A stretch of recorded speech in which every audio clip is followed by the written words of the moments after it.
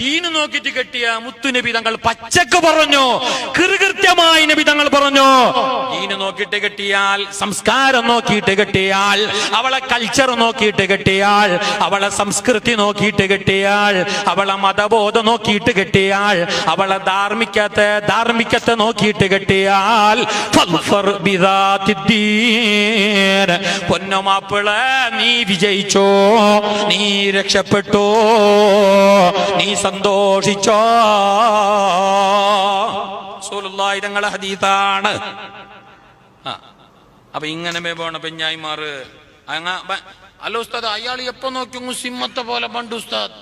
അയാൾ ബറു. കാരണം എന്തേ? അയാൾ ഒന്നാമത് ബെയിലത്തല്ല പണിയെടുത്തിട്ട് ബണ്ടോ, പിന്നെ 1000 തളിച്ചൂട് മോളെ കെട്ടിയ കട തീർന്നിട്ടില്ലേ, ഇപ്പോഴും സിറ്റ് ഔട്ട് എന്തു സിമെന്റ് എന്തു തേച്ചിട്ടില്ലേ, അതിൻ്റെ ഇടയ്ക്ക് കിച്ചൻ്റെ അടിയനും ഉണ്ട് 4 മൂല ഓടിയുടെ ബാക്കി, അതിൻ്റെ ഇടയ്ക്ക് 3 പെങ്ങന്മാരും ഉണ്ട്, ഹബ്ബായങ്ങ് സക്കറാത്ത് വലിച്ചോണ്ടുണ്ട്, ഉമ്മായങ്ങ് മുട്ടിൻ്റെ പല്ലൽ തളിഞ്ഞിട്ട് എനിക്കാവില്ല നടക്കാവൂല, എല്ലാത്തും ഉള്ളിൽ ഇയാൾ ഒരുത്തമേ. അതിൻ്റെ ഇടയ്ക്ക് നീയും ഭദ്രകാളിയായെങ്കിൽ എങ്ങനെ?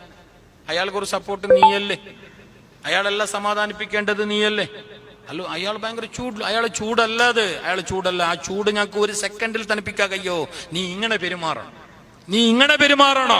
മുത്തനബി സല്ലല്ലാഹു അലൈഹി വസല്ലം തങ്ങൾ കടന്നു വരുമ്പോ, വീട്ടിലെ അകത്തേക്ക് വരുമ്പോ ആയിഷ റളിയല്ലാഹു അൻഹ വേം വരും, ഉണ്ടെങ്കിൽ പാഞ്ഞുണ്ട് വരും. ഞങ്ങളെ പെണ്ണുങ്ങ ഞങ്ങളെ കാണുമ്പോ കൂൾക്കോട്ടറവോ, ഞങ്ങളല്ല മാപ്പിള്ളെ വന്നാ ഉടു പിടിച്ചവൻ വന്നാന്ന്, അല്ലെങ്കിൽ അവർ ഉടുവേ അല്ല, അങ്ങനത്തതുണ്ട് കുറെ ഉള്ളേ. അങ്ങനല്ല, ഉൾക്കത്ത് പോണ്ടതല്ല, ഉള്ളിലേക്ക് പായേണ്ടതല്ല.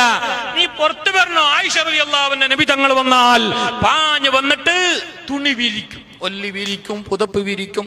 എന്നിട്ട് പറയും, നബിയെ ഇരുന്നോള് നബിയെ. നിന്നിട്ട് സംസാരിക്കുമ്പോ മുത്തുനബി തങ്ങളോട് പറയും, നബിയെ ഇരിക്ക് നബിയെ, ഇരുന്നിട്ട് മുണ്ടാം നബിയെ. എന്ത് നല്ല മാന്യമായ ഭാഷ, എത്ര നല്ല ആറ്റിറ്റ്യൂഡ്, എത്ര നല്ല പെരുമാറ്റമാ, എത്ര നല്ല പെഞ്ഞായ.